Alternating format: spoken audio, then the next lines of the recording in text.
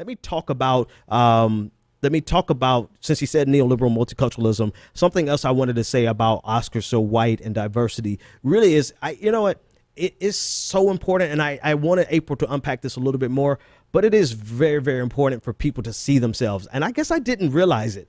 I didn't realize how important it was for people to be able to see themselves for their development. Right. And I know just having black faces in white spaces is not the solution, and it's not going to fix anything. It's not going to fix everything. It's not, getting a diverse board of CEOs or of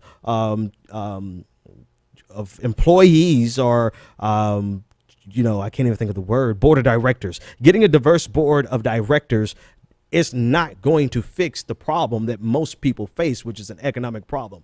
However, being able to look up and say, I see somebody that looks like me, that really does help and shape particularly young people's minds. When my son said I had never seen a black doctor before, even though he was delivered by a black doctor in Fort Lauderdale, right?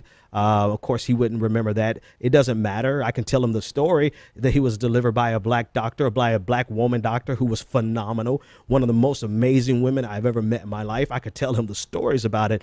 But until he sees it himself, until my daughter sees it, they will always think that, we can't do those things because we've never seen it.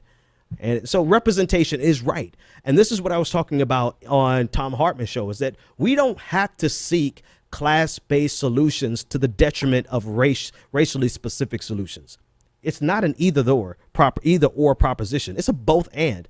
We can simultaneously address class as well as race.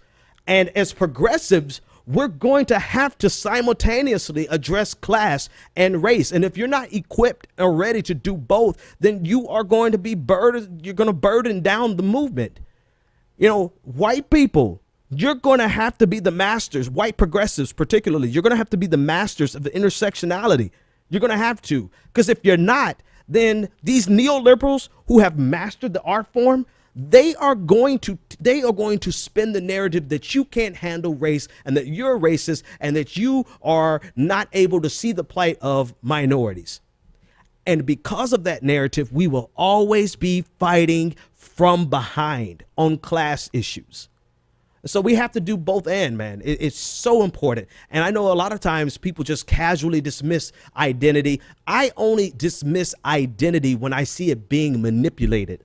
But identity plays a huge part in people's lives, man.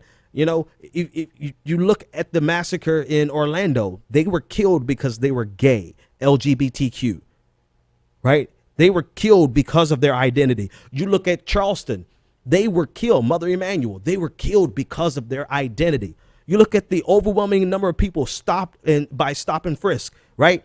They are overwhelmingly minority. They are being stopped because of their identity.